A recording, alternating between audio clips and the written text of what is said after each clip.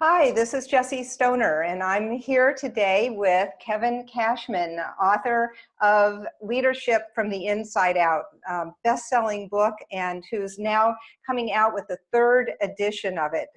It's been so popular, and he's got new information to go into it. And if you've read the first edition, this one's going to be great. And if you never read the first edition, I just highly recommend it. And I'm so excited about this opportunity to talk with Kevin. It's one of my all-time favorite books. So welcome, Kevin. Well, thanks, Jesse. It's really a pleasure to be here. So look forward to talking. Well, let's start with your definition of leadership. I love it. What you say is that it's inspiring people at all levels to serve something bigger than themselves. And I just feel like there's so much information embedded in that definition. Could you just tell us a little bit about why you chose that definition and what it is saying? Well, that's one of the definitions that, we forwarded in the book. There's actually a even more fundamental definition than that one, as maybe relevant as it is to bring our gifts forward, to make a difference in the lives of people, is really kind of a lens around purpose, right? Because purpose is really about bringing our gifts forward that make a difference. But in the first edition of the book, before Korn Ferry, which now we have 7 million assessments to find patterns in, but way back when, we came up with a definition of leadership as being authentic influence that creates enduring value. And it's very similar to the theme that you just shared. It's deep from our authenticity and our gifts. First, we have to access those, which is a journey to character and self-awareness. We access our deepest authenticity and character, and then we bring those out to influence, to touch the lives of others in a tangible way. And then if we do that well, we create this enduring value that goes beyond us and hopefully, continues into the future. This last version, we also did some research on what are the competencies in leadership that run across all industries. And we actually studied 5 different industries to see, are there any competencies? And there turned out to be just one leadership competency, regardless of business context, always showed up, and that was courage. So it was so fundamental that I started looking at the research and going, well, it's true. I mean, before we can be authentic, we first have to be courageous. Before we will even step into influence, we have to have courage, and to really go for the long term of what's really enduring with all the short-term pressures we have on us, take courage too. So in the new edition, the foundational definition is leadership is courageous, authentic influence that creates enduring value. Very good. Very good. I love the addition of courage to that, and it makes so much sense. Excellent. I love that all of your definitions really talk about leadership as something greater than yourself. It's really taking it out of the realm of self-service and meeting your own needs. And if you want to talk about, enduring value or making a difference in something that's greater than yourself, it's so important. That's really, it's what it gets down to, because leadership bridges the I and the we.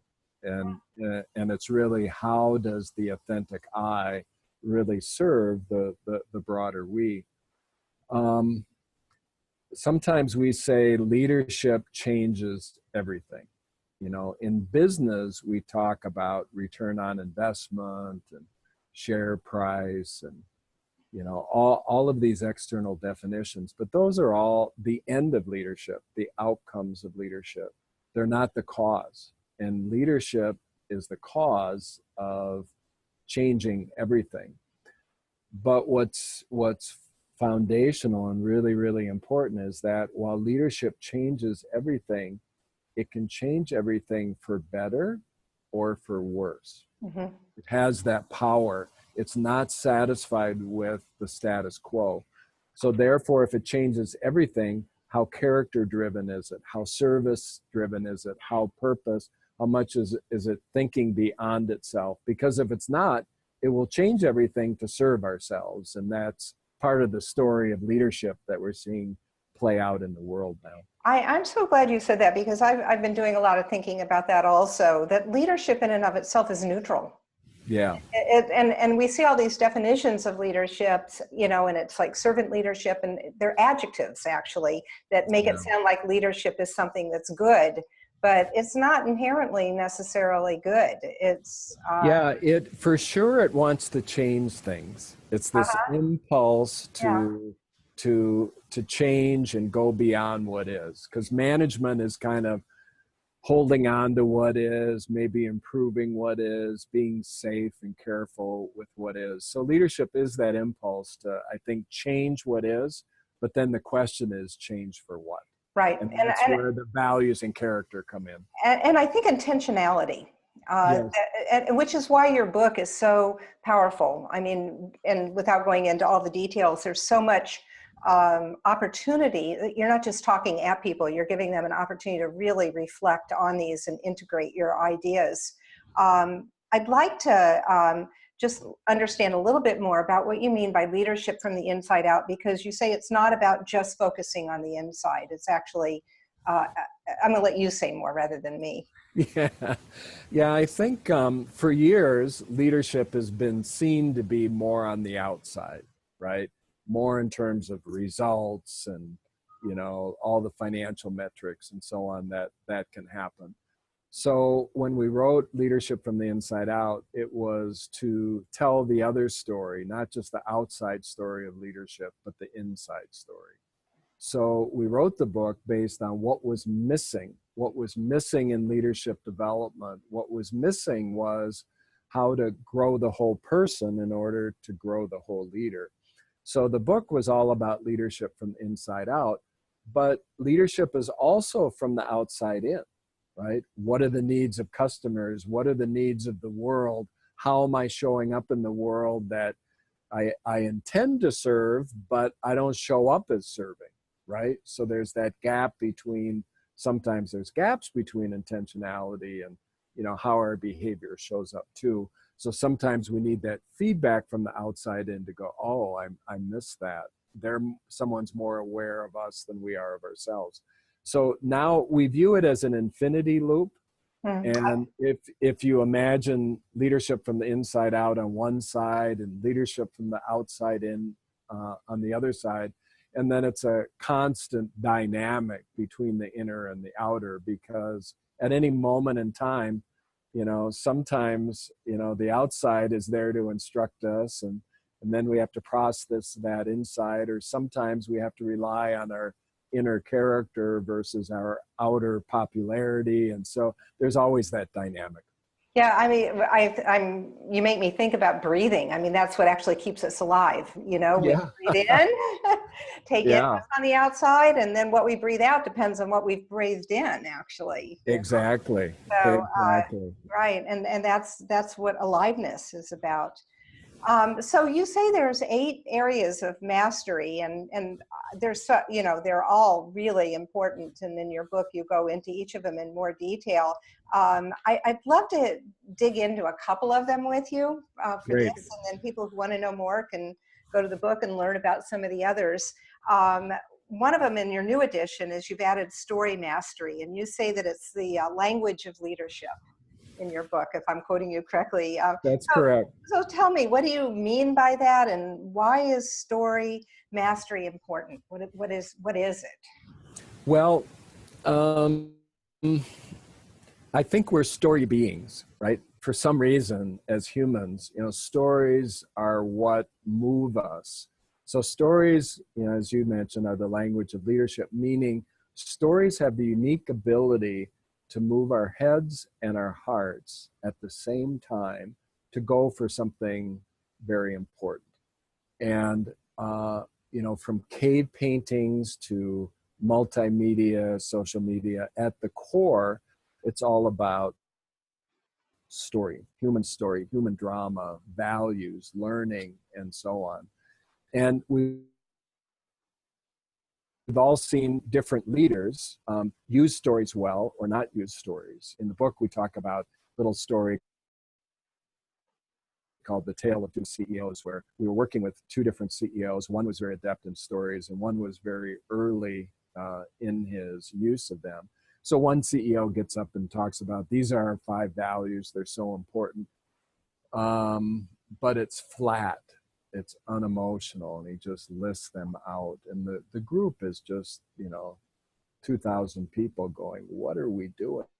Why are we here? Aren't these the same values in our last soulless company that didn't live them, right? And it just goes flat. The other CEO, very different company, but very similar values,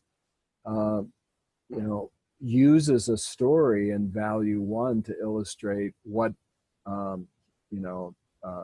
she went through actually in terms of her son's health and challenge and so on, and how they overcame that and how their family now, is challenged, but can live that value. The second one she used had to do with a career failure that she went through and what was the learning that she got out of that. Every single value was punctuated with a real story.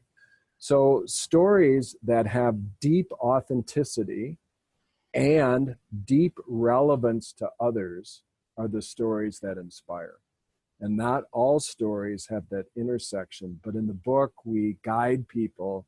How do you tell stories that find that intersection of deep authenticity to yourself and deep relevance to others? What are some tips you have for people that want to think about creating their own story? Because I think that's, in the book you also, you tell a number of very touching, inspiring stories. I was struck by the woman in China who was not allowed to learn and study during the Cultural Revolution, and how it influenced her to be passionate about helping people learn and grow. And I think really deeply connecting with your own personal story and then seeing how it influences your beliefs and your actions in the world, and then being able to explain that to others is where the real power is. Use the story to say, and so this is why I'm doing this, and then it invites people to want to join you on that. That's exactly it. That's exactly it. Because too often in leadership development, when stories are dealt with as a topic, only the storytelling methodology is illustrated, how to craft the story and tell it and so on. And all that's important, but that's kind of leadership on the outside. It's the end of it. So story mastery is a developmental journey, starting with knowing our story. We may not only tell our story, because that can be sometimes self-focused, but knowing our story. What are the highs and the lows and the learnings and the losses that have really gone into forming who we are? And in the chapter, there's a whole exercise called a storyline that people can interact with and plot out chronologically all the highs and the lows of their life and career and mentors and influences. And then for most people, step back from all these individual stories and then start to know their story and see it in total for the first time. So that's the first stage. And we may extract some stories out of that, but most importantly, we're extracting deep authenticity and self-awareness. And then another stage is, how do we reframe our story? Because these stories are not just what happened to us. The stories are what we've made of what happened to us. And they become a story inside us.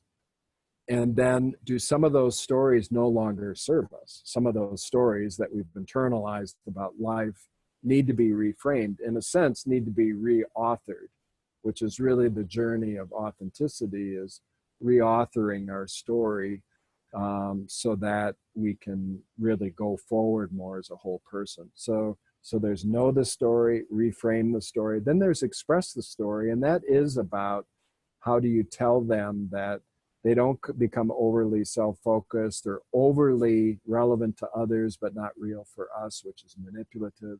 And then how do you tell stories?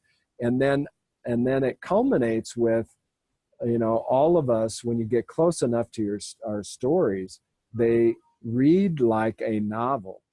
The problem is, what's the plot? Oh, that's great. What's the plot of Uh-huh. this damn story Uh-huh. and all these experiences, right? Right. And that leads us to purpose, which is the bridge to the next chapter. Oh, excellent. So helpful. And I, you know, as I'm listening to you, I'm thinking, wow, you know, like, um, what a great personal exercise to go through, to say, what are my stories? And then, which are the stories that no longer serve me? Yes. Because stories are meaning, actually, that we put around events. And it's, once we've created a story, it keeps happening over and over again because we expect it, and certain behaviors in others trigger it, and we say, oh, here's that story again, and it may or may not actually be the story. Exactly. And in a lot of our work, the inside out work, we're looking at, well, what are the belief systems that are driving behaviors? And these belief systems are just internalized stories about, you know, what we take to be the quote truth. But it's something we've adopted, not very consciously. So to examine them and go, is this story really liberating us and others? Is it bounding us and others? Is this story really going to serve me and others and create energy for both of us? So the journey of reframing our story is a journey of belief systems and re-examining them so new and different behaviors can come forward. So you keep coming back to the two variables of authenticity and relevance to others. And even just in this question, is the story liberating us and others? It's not all Yeah. about me, it's about, and how is it going to make an impact on the world and others that I'm influencing? That's right. In the book, we give, like all good consultants, you know, you have to have a 4-box diagrams, right? So there's a 4-box diagram on this, and it's kind of interesting because the vertical axis, you could say, is authenticity, our personal authenticity from low to high, and then the horizontal axis has to do with relevance to others, low to high. So if we're not very authentic, like we're not like feeling it and passionate about it, and it's not that relevant to others, then the story detaches and people are going, what? You know, I don't see the person into it. I don't see the relevance. So that's where a story doesn't create value and actually creates distance. So it's detached. Then there's the story that we see some leaders use very effectively, where it's very relevant to the audience, but it's not that authentic to the leader. And that's manipulation. Yeah, I was just going to say that's exactly what the word that popped into my mind. Yeah. So there's leaders that are very good at reading where people are at and playing to that, even though that's not what they're passionate about. So it's a dangerous leadership situation, and, you know, questions the character of the leader too. And then there's story dynamics that are highly authentic, but they're not that relevant to others. So it might be a news story, maybe we're working through something, and then we become a little self-absorbed. So there's too much I there, and it hasn't found its connection. And then there's the inspired stories, highly authentic and highly relevant to others. So we have to really be in that sweet spot where actually stories can backfire. Well, and there's so much more to be said about all this, and I certainly, we could keep talking about it forever, but I'm going to stop now because I think people that are listening have gotten a good taste of this, and I just, you know, grab the book and find out about stories that backfire and what makes a destructive story as well. And Yes. also, there's 7 other areas of mastery.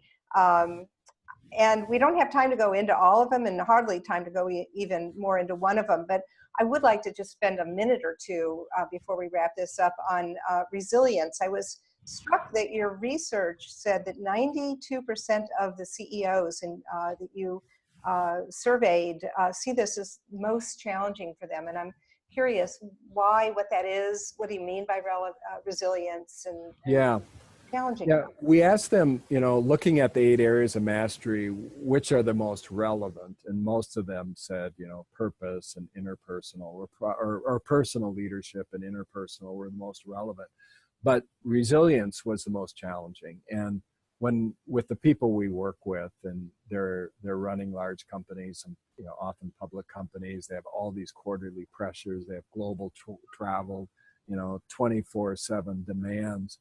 So taking care of their energy often doesn't get enough time and attention, and their energy is being pulled everywhere. So, you know, I think it was definitely Emerson who said the world belongs to the energetic, and leadership is about multiplying energy.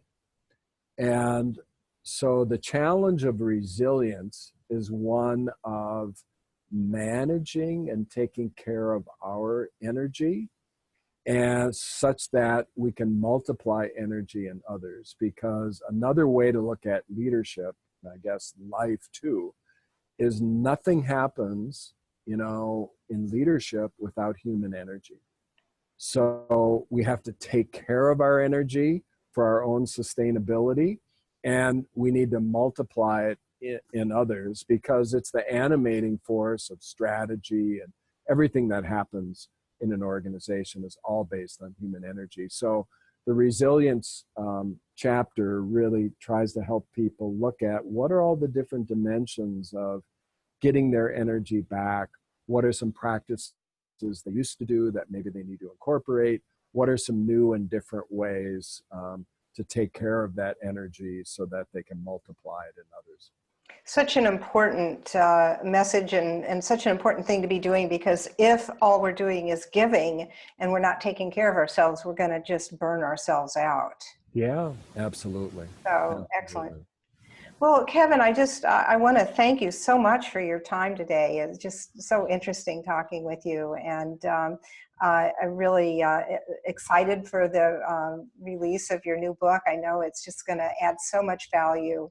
And again, on the website, people will be able to find a link to purchase it, and I highly recommend it. And thank you so much for your time. Well, thank you, Jesse. It's really a pleasure. And thanks for taking the time as well.